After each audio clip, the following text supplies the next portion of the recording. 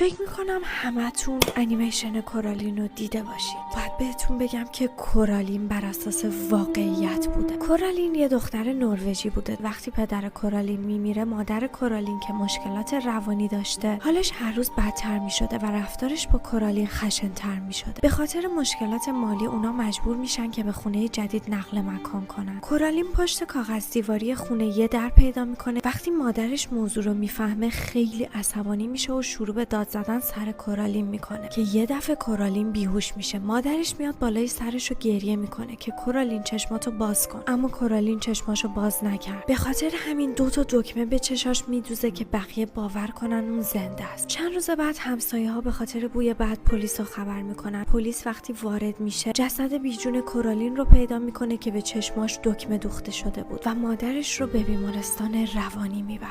مرسی.